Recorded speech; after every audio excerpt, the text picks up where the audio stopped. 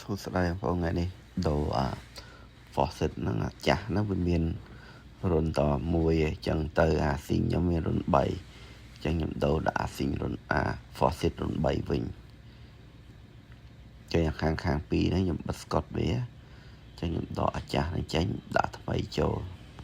tool ដែលត្រូវប្រើមានតែ2ហ្នឹងបងប្អូននឹងglue gun ប៉ុន្តែ glue gun វាមិនចាំបាច់ចង់ដូរតនេះអានេះវាមានទាំងអស់ទូក្រហមហ្នឹងវាមានទូទៅហ្មង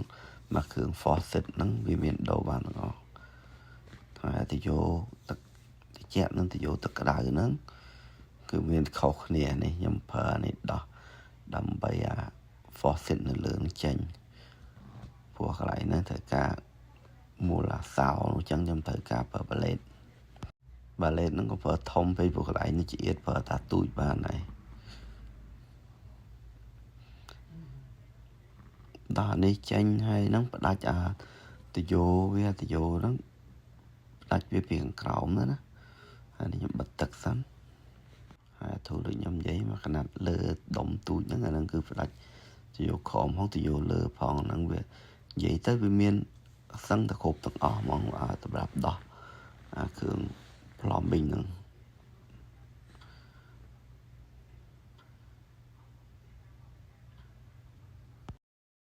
ដោះក៏បានអស់ទៅផ្ដាច់លើផ្ដាច់ជា2ដាច់បានត្រូវប្រើ blade មួយនឹងប្រើអានោះមួយដើម្បីទប់វាផ្ដាច់អាទយោនឹងចេញបើអត់ទេដកឡើងលើរួចវាទៅ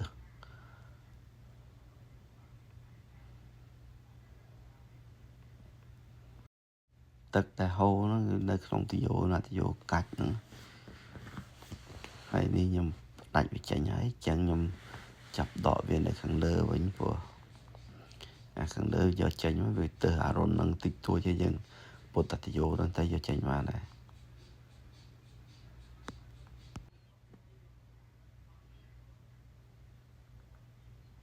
ចេញបានហើយបងប្អូនហើយខ្ញុំបិទស្កុត2ហ្នឹងគឺខ្ញុំបកវាចេញហើយ clean វាហ្នឹងដើម្បីដាក់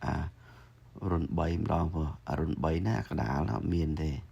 មានតែខាង2ចឹងកដាលយើងដាក់ faucet ពីលើវាបិទចិត្តហើយអានេះខ្ញុំ clean វាចេញដើម្បីដាក់ faucet ថ្មីហ្នឹងប៉ុន្តែនៅជាងនេះខ្ញុំឃើញដូច glue វាអត់សូវមានណាចឹងទៅខ្ញុំថែម glue នៅខាង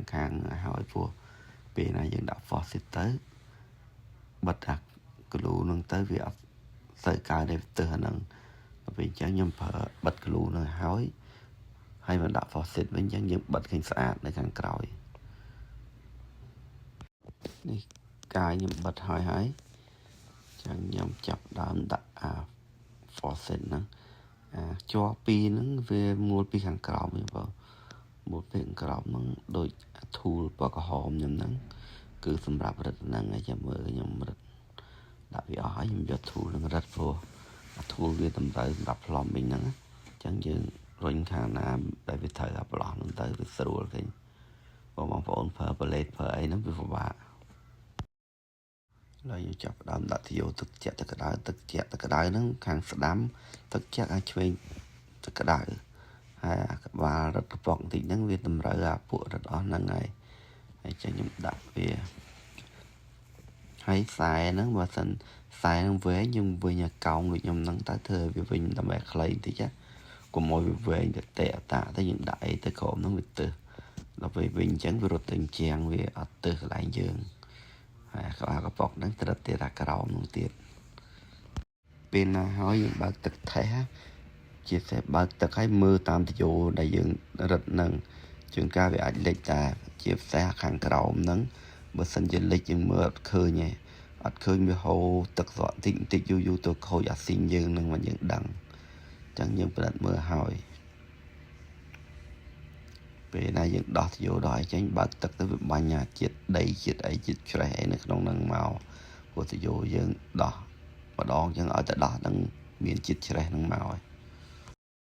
ឥឡូវខ្ញុំមើលទយោមានអីធម្មតាអស់ហើយអរគុណច្រើនបងប្អូនកុំភ្លេចជួយ like ជួយ share វីដេអូខ្ញុំផងបងប្អូនអរគុណបាយបាយ